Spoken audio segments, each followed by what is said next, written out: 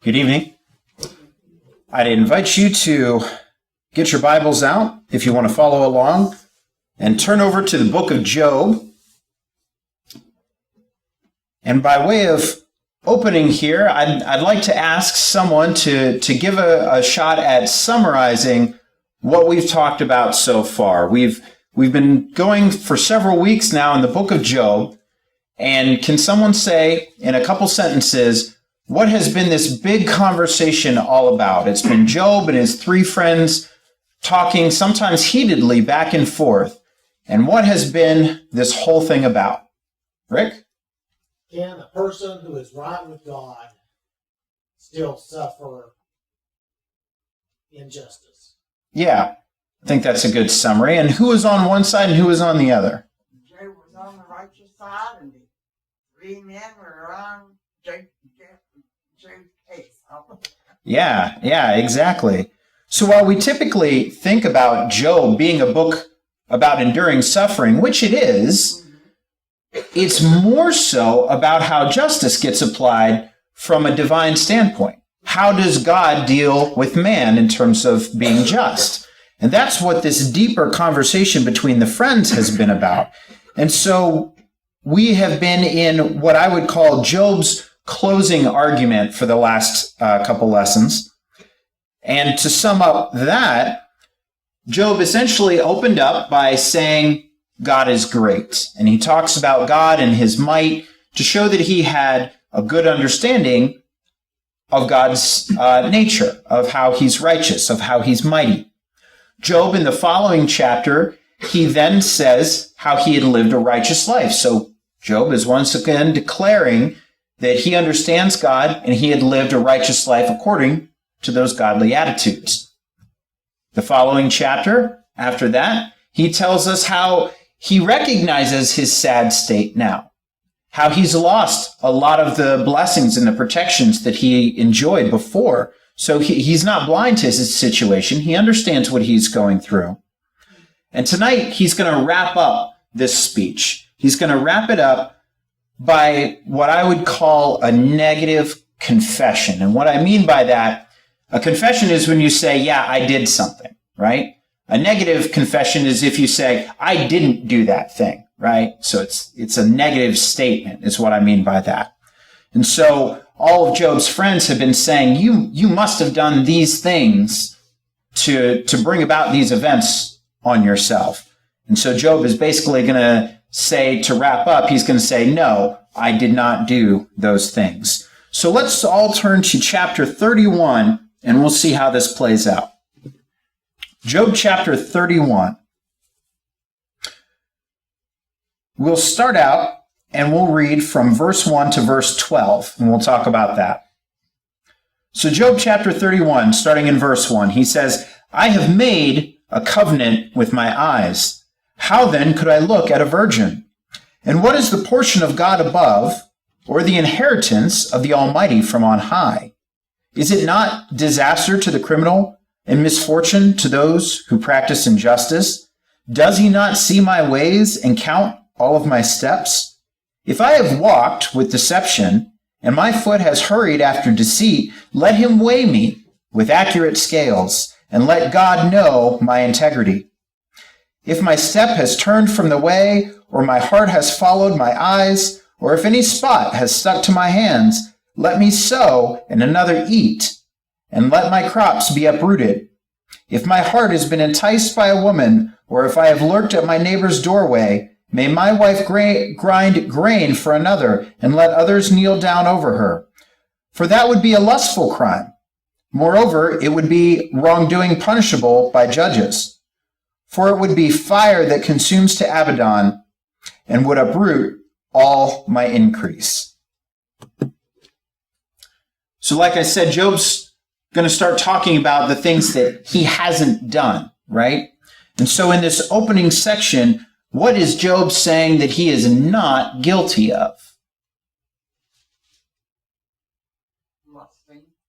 Lusting, right? That's the big one, right? He's not guilty of lusting or adultery. And I like the language that he uses here, right? in verse 1, he says, I have made a covenant with my eyes, right? What does that mean? Paraphrase that. Word that another way for me. Eileen? Will not allow himself to look at sinful. Right, exactly. Matt? Kind of like that little kid song, Careful Little Eyes, which Yeah. it's like you're talking to your eyes. It's like, Yeah. get serious with it, right? Yeah. And what I really like about this verse, Job's saying, I've made a promise with my eyes, right? I've made a pact. I'm not going to do this thing. And Job is showing control over his own body. He's showing mastery over his own body.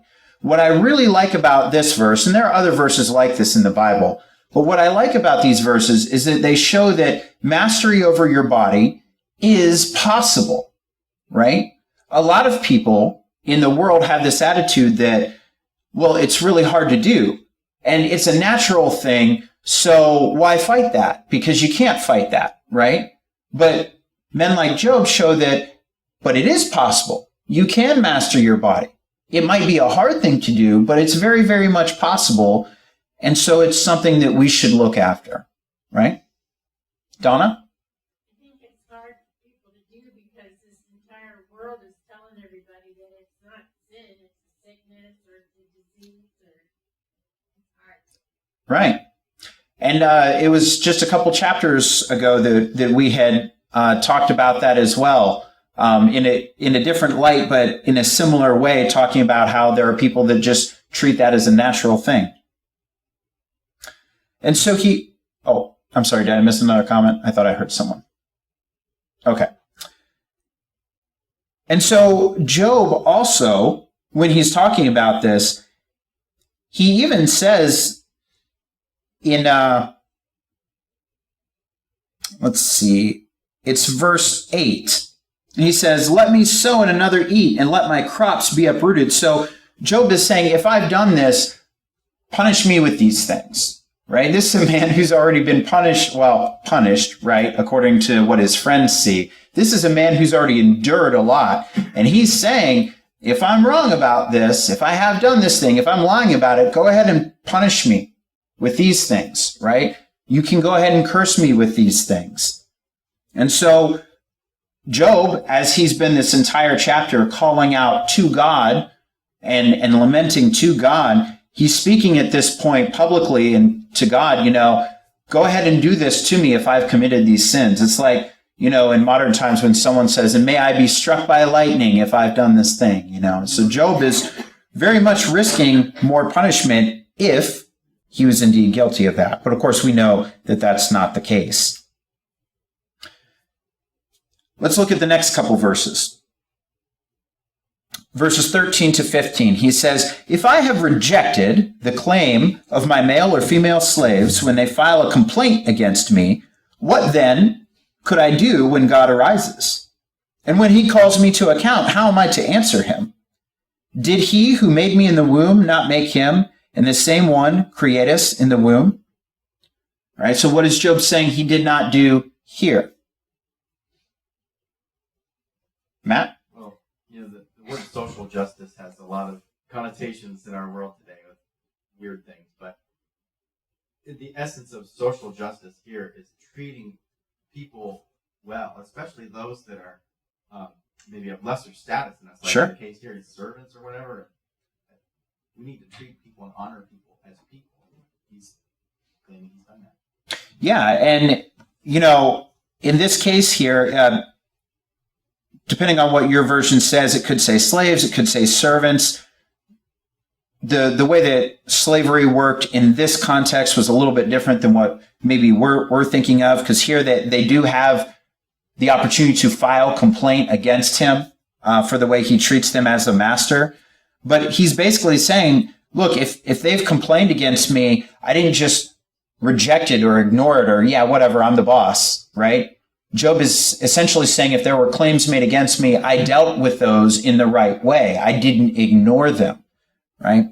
So again, a man of a high status, making sure that he listens to people of lower status. And so Job is showing, like Matt said, that he has an eye towards justice here. He's also saying in verse 14 that if he didn't do that, right? How then would he be able to answer to God if God called him to account? So again, he's defending his integrity. Verses 16 to 23, let's look at that. Job says, if I have kept the poor from their desire, or have caused the eyes of the widow to fail, or have eaten my morsel alone, and the orphan has not shared it, but from my youth he grew up with me as with a father, and from my infancy I guided her. If I have seen anyone perish for lack of clothing, or that the needy had no covering, if his waist does not thank me, and if he has not been warmed with the fleece of my sheep, if I have lifted up my hand against the orphan, because I saw I had support in the gate, may my shoulder fall from its socket, and my arm be broken off at the elbow. For disaster from God is a terror to me, and because of his majesty I can do nothing. All right, so what is Job saying he hasn't done here? Neglected others, right? Job's saying, look, when there was someone in need, when there was someone poor, where there were widows to be cared for, I did those things. I didn't ignore them. And if you remember, this is something that he was accused of by his three friends of doing, was taking advantage of the poor and the orphans and such. And so Job's flat out rejecting that, right? He's saying, I did not do those things. And once again, in verse 22, he's opening himself up to punishment if he's being false here. He's saying, if this isn't true, then go ahead and let my arm fall out of its socket and my arm be broken off at the elbow. Let me be crippled, if I'm lying here. And of course, that doesn't happen to Job, right? Let's see what else he says. Verses 24 to 28. He says, if I have put my confidence in gold and called fine gold my trust, if I have gloated because my wealth was great, and because my hand had attained so much, if I had looked at the sun when it shone, or the moon going in splendor, and my heart was secretly enticed, and my hand threw a kiss from my mouth, that too would have been a guilty deed calling for judgment, for I would have denied God above. There are two things here. What are the two things that Job is saying he didn't do? He didn't put his trust in riches. He didn't put his trust in riches, right? He had them, but he didn't put his trust in them. He had them, and he wasn't gloatful with them, right? He wasn't showing off all this wealth that he had and gloating about how he had more than others. So he didn't do that. He didn't put his trust and his confidence in money, which we know is passing, and it's not where we want to store up our wealth, right? We want to go after spiritual riches. What's the other thing? Verse 26 talks about looking at the sun and the moon. Yeah, what's that about? I think that might be a reference to being given over to idolatry. A lot of people would worship the stars and stuff, so maybe he didn't do that. He trusted in God and not those other things. Yeah. Rick, you had your hand up. That's all I was going to say. Yeah. He didn't worship the sun and moon like we know a lot of cultures used to do. Yeah. Yeah, and I fully agree. That was the way I interpreted that as well, is that, he's looking at the sun and moon. You're like, what's wrong with looking at the sun and moon except maybe hurting your eyes? But verse 27 gives us the context we need. And he's secretly enticed, right? And he threw a kiss from his mouth. He's talking about worshiping those things, as a lot of cultures did in those times, worshiping a sun god or a moon god or something like that. And we see further evidence of that in verse 28, because he says, why would that have been a sin? He says, for I would have denied God above. He would be rejecting God for worship of the sun or the moon, of something else. And so that's what he's talking about. And so these things that we've read about, these are very similar to the principles that are taught on the Sermon on the Mount by Jesus. So if you were to go back and you read through that whole sermon in Matthew, you would see that a lot of these attitudes that Job is expressing here are things that Jesus taught about, right? And it shows us further what a righteous and godly attitude that Job has had this entire time and still retains, even though he's suffering. Pat? If you would read Ezekiel 8, verse 15 goes along with what Matt was saying about worshipers of the sun. Let's see. Ezekiel 8, verse Well, what? 16. Verse 16. Verse 16. 8:16. Let's see. Ezekiel 8, verse 16.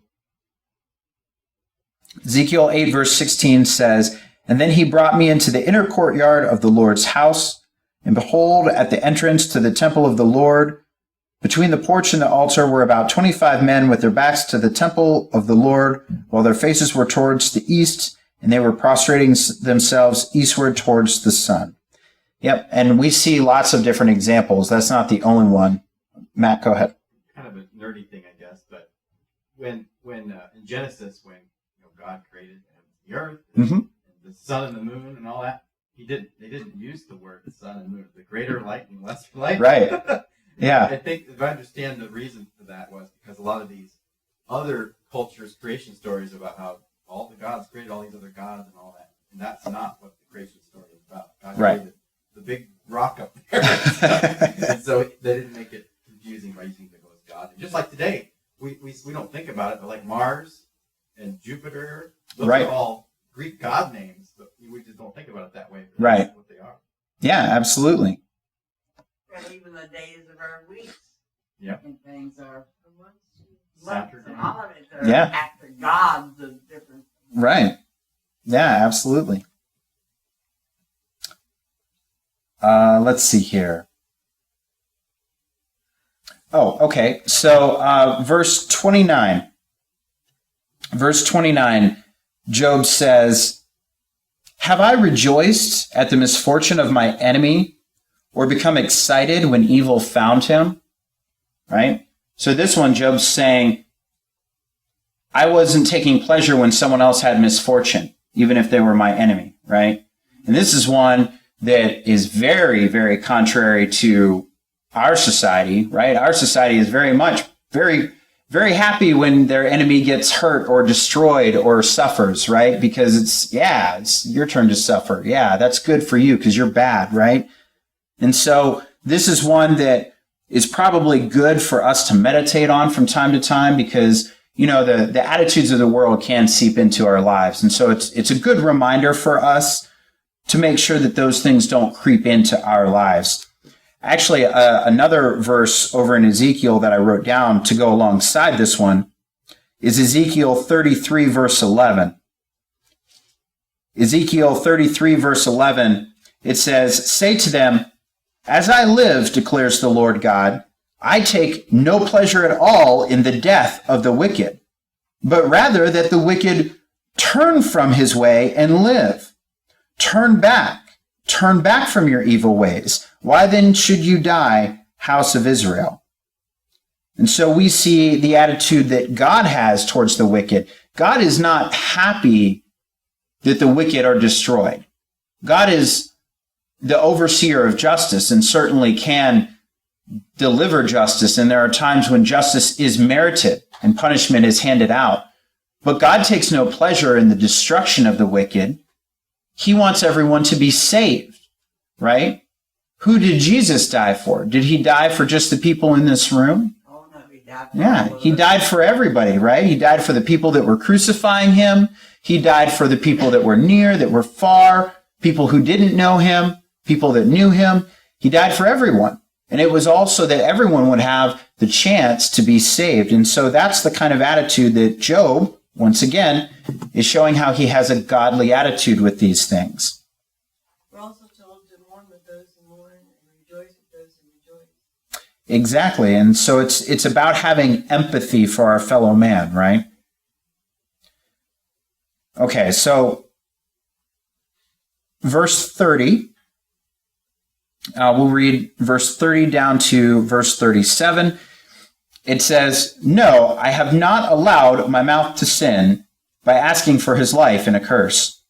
Have the people of my tent not said, 'Who can find one who has not been satisfied with his meat?' The stranger has not spent the night outside, for I have opened my doors to the traveler. Have I covered my wrongdoings like a man by hiding my guilt in my shirt pocket? Because I fear the great multitude and the contempt of families terrified me, and I kept silent and did not go outdoors? Oh, that I had one to hear me. Here is my signature. Let the Almighty answer me. And the indictment which my adversary has written, I would certainly carry it on my shoulder. I would tie it to myself like a garland. I would declare to him the number of my steps. Like a prince, I would approach him. So Job lists two more things. First, he hasn't turned away travelers or foreigners. And if you remember, there were laws about the way the Israelites were supposed to treat foreigners and outsiders, right? And so Job is showing that he is also taking care of them as well. And Job's showing that he hasn't taken some secret sin and hidden it, right? Because he's afraid of what people would think of him. So Job isn't trying to protect his reputation out of some ego trip, right? So he's not doing that either. Now, verse 35 to 37 that we just read, this is where Job is closing this entire thing. And he even says so in verse 35. He says, here is my signature. Your verse might say, here is my mark, right? Job is almost literally signing his name to this closing argument, right? The part here where I think, in my opinion, the way I read this, that Job missteps is that he's demanding God answer him. That is where I would say that Job makes the flaw here. Yes, Job is asserting his integrity, and I think he's fine with that. But I think where Job makes the mistake is he's demanding an answer from God, right? It's okay that he's confused and he's seeking an answer from God, but I think he makes his mistake when he demands it. Because we'll jump ahead just a tiny bit. And if you look at chapter 42, this is what Job repents of. In Job 42, verses 5 to 6, he says, I have heard of you by the hearing of the ear, but now my eye sees you. Therefore I retract and I repent, sitting on dust and ashes. And so I think that this is where Job made his big mistake. Was not that, he was confused or he was asking God for help in understanding these things. It wasn't that he was struggling or conflicted or that he was lamenting. It wasn't any of that. What he makes the mistake of doing here is demanding that God answer him as if he has that authority to do so. What are your thoughts there? Do you think that Job is making a mistake there, or do you think that he's got that right? Kim? I think Job did not keep his place. It shows Yeah. disrespect for God, and he's not on equal footing with God. Yeah, I agree. Eileen, did you have your hand up, or Donna? I was just going to say that he can voice his opinion, but God sets him straight in the next couple chapters. Yeah, exactly. And we're going to see that God basically asks of Job as we go through, about his station and Job's station versus God's station, right? That's a big part of it. And so let's go ahead and wrap up this chapter here. It says in verse 38, if my land cries out against me and its furrows weep together, if I have eaten its fruit without money, or have caused its owners to lose their lives, may the thorn bush grow instead of wheat, and stinkweed instead of barley. The words of Job are ended. And so Job is done talking, at least until the conversation with God. Donna? It sounds to me like by the time he gets to this part, he has talked himself into believing he's man of the year. Well, his friends certainly think that, don't they? His friends think that. I think that Job is just finally, he's done. And certainly we can empathize with Job with all the suffering that he's taken, and now his friends have questioned him for who knows if this has been hours or what, but he's just done with it. And Job is done, and he's putting a pin in it, and he's like the very last part of the verse 40 says, the words of Job are ended. He's done, right? And so that's That's where he leaves it off. Other thoughts, questions, or comments about this chapter before we turn to the next? Okay. Now this is interesting. So we only have a couple minutes to start this one, but we'll look at a couple verses here and just get some thought starters before we really dive into this next week. In Job chapter 32, Job's finally stopped talking. His three friends have stopped talking. In verse 1 it says, "Then these three men stopped answering Job because he was righteous in his own eyes." Right? We can't get through to this guy. He thinks he's so righteous and nothing we say is going to get through to him. So they're just done talking too. Everybody's done talking. Verse 2 says, "But the anger of Elihu, the son of Barachel, the Buzite, of the family of Ram, burned against Job, and his anger burned because he justified himself before God." Elihu? Right? Who is Elihu? Where's this guy coming from? I don't know about you, but I counted 3 friends in that entire argument, right? We had Zophar, Bildad, and what was the next one? Eliphaz, right? Eliphaz, Bildad, Zophar, right? They've been the ones arguing this whole time. And now there's this Elihu. And where did he come from? Right? Who is this guy? We're given a little bit of information about him here. So what does that tell us? Any guesses? Any thoughts? Matt? It mentions maybe later that he's younger. He's kind of waiting. Sure. For these older, wiser guys, but now that since you guys have utterly failed, I'm going to be the young guy who's going to solve the problem. Yeah.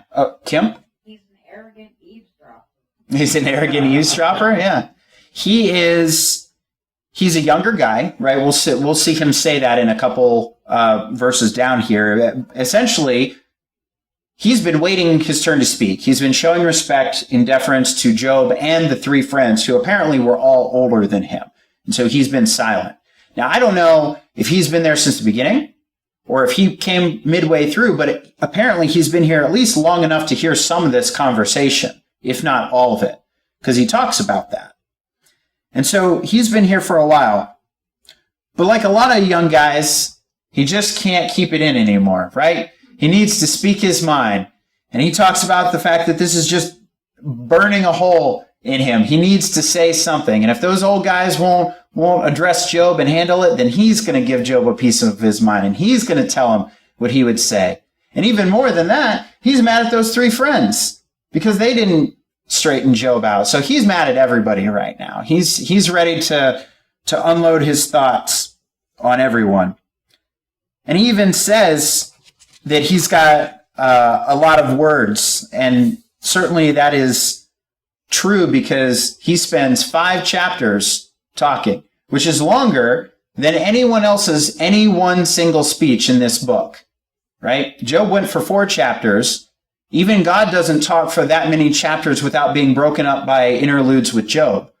And so Elihu talks the longest. And we'll see what all that burning anger has to say. But before we close off of there, I did want to say we have a couple clues in the Bible of who he could potentially be. Now, I don't know with any certainty if either one of these is right, but it says that he was a Buzite, right?